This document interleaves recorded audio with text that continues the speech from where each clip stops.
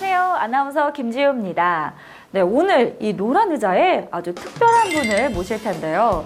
뜨거웠던 지난 여름, 이 축구공 하나로 대한민국 국민들에게 큰 감동과 환희를 선사해 주신 분이죠. 또 축구 역사상 가장 기적 같은 인생을 사신 분이 아닐까 싶은데요. 누군지 혹시 감이 오시나요? 한국의 퍼거슨 김학범 감독님 모시도록 하겠습니다. 안녕하세요. 네, 반갑습니다. 네. 네, 감독님, 아시안게임이 끝난 지 한 달이 좀 넘었는데요. 그동안 어떻게 지나셨나요?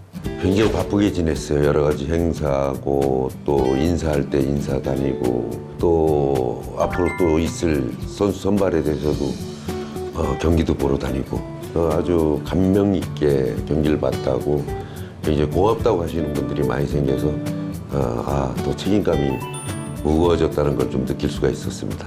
이 아시안게임 말하지 않을 수가 없죠. 특히 사실상 결승전이라고 불릴 수 있는 8강전. 그 경기 직후에 감독님께서 또 눈물을 보이셨는데 그때 감정이 어떠셨나요? 사실 저는 그 결승전 같은 게 아니라 사실 결승전이었어요. 그래서 사실 선수들도 그렇고 저도 그렇고 굉장히 힘든 경기였기 때문에 모든 걸 아마 툭 던져 놓는 바람에 그런 것 같아요. 사실은 많은 생각들이 지나갔어요. 왜냐면 그 사실 여러 가지 부분들이 많은 얘기가 있었잖아요. 그런 거에서 어떻게 해냈다 하는 이런 의미, 이걸 내가 이겨냈다라고 하는 의미, 아마 그런 의미가 더 컸던 것 같아요. 평상시에 카리스마 넘치는 감독님이셔서 선수들 사이에서도 그 눈물이 좀 화제가 됐을 것 같아요. 선수들의 반응은 어땠나요? 아무 얘기 안 하던데. 아, 정말요? 네, 아무 얘기 안 하고. 네. 선수들이 굉장히 잘 따라요. 선수들 스스로가 그러니까 나는 도리어 애들을 많이 풀어주는 그런 역할을 많이 했죠.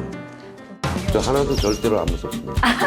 네, 잘 알겠습니다. 저는 이 선수단의 분위기도 참 궁금합니다. 이 경기 외적으로 선수들 사이에서 보이지 않는 역할을 한 선수나 혹시 뭐 에피소드가 있을까요? 손흥민 선수 월드클래스 진짜 스타 플레이어 출신인데도 손흥민 선수가 그 역할을 굉장히 잘했어요.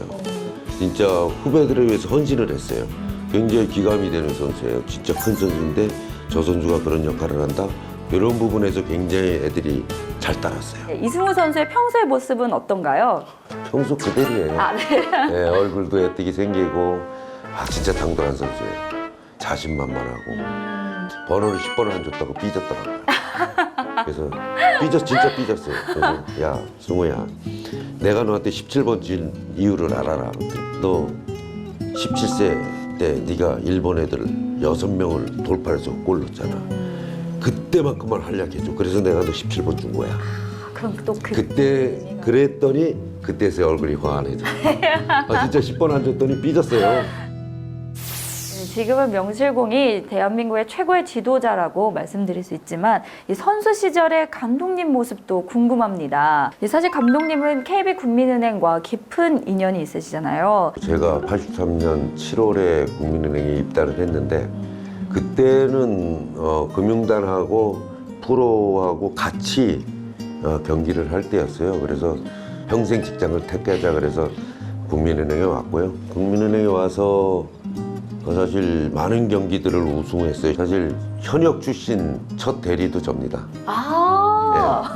은행 대리요? 예, 선수로 뛰면서 네.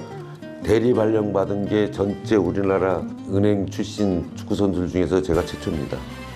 저 책임자 고시도 합격했어요. 첫 고사에 패스했습니다. 뭐 어려움 같은 건 없으셨나요? 근데 또 처음에 나갈 때는 굉장히 두려움이 앞서죠. 일 업무를 모르니까 어렵죠. 태계를 지점을 93년도에 나갔는데 그때 지점장께서 이 바쁜 점포에 운동선수 출신 보냈다고 난리가 났었어요.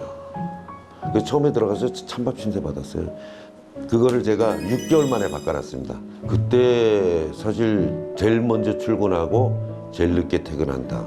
출근해서 가방 놓고 바로 시장을 돌고 들어와서 책상에 앉았고 사실 업무를 모르니까 끝날 때도 항시 제일 늦게 퇴근을 했어요. 그렇게 해서 있다 보니까 인정을 서서히 받게 되더라고요. 지금도 그래서 국민은행은 저랑 떼놀래야 떼놓을 수 없는 이런 거예요. 고향 같은 포근함을 주는 이런 거. 그래서 누굴 만나더라도 저는 떳떳하게 얘기합니다. 저는 국민의힘 출신이라고.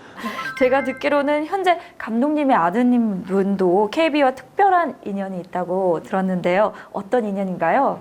국민카드사 다니고 있어요. 아, 또 KB 그래서, 국민. 예, KB 국민카드 다니고 있고 이게 어떻게 이상하게 그렇게 뭐 내가 글로 가라 그래서가 아니라 지가 어떻게 시험 봐갖고 들어갔어요. 정말 KB와 인연이 깊으신, 엄청 깊으신 것 같은데요. 아드님이 혹시 뭐 용돈도 좀 주시나요? 안 줘요. 자기 쓰기도 바쁘대. 내 돈 뺏어갑니다. 그렇군요. 네, 그런데 이 은행원으로 승승장구 하시다가 또다시 축구 길로 가셨어요. 어떤 마음이셨나요, 그때는? 영업이익으로 사실 제가 가서 그때는 이제 과장이란 직함을 달고 근무를 하기 시작을 했는데 98년도 9월 달 성남이라 지금 돌아가신 차경복 감독께서 연락이 왔어요. 그래서 사실 집사람한테 어떻게 했으면 좋겠어요. 사실 그때 은행을 떠난다는 거는 쉽지 않은 결정이었어요. 사실 상일환이 당신 편한 대로 하시라.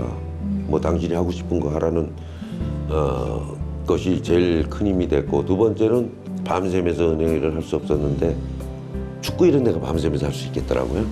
그래서 사실 그때 은행을 과감하게 사표를 내고 새로운 프로 세계로 뛰어드는 거죠. 그렇군요. 감독님의 축구 인생을 두고 이 비주류가 한국 축구의 신화를 썼다라는 평가가 있는데요. 그만큼 축구 인생의 역경과 또 고난이 많으셨을 것 같은데 그 과정을 이겨낼 수 있었던 원천은 무엇일까요? 할 수 있다는 거였어요. 내가 축구 지도자로서 더 성공을 해야 되겠다. 근데 사실 출발선 자체가 틀려요. 처음 국민의힘 코치를 할 때서부터 또 프로 경험도 없는 제가 성남이라 코치로 들어가면서부터 2배, 3배 노력을 했습니다. 끝나면 저는 무조건 해외 나가서 선진축구 보고 와서 또 접목하고 또 끝나면 나가서 또 들어와서 접목을 하고 이러면서 하나씩 하나씩 내실을 다진 것들이 결국은 어렵고 힘들 때 빛을 발하게 되더라고요.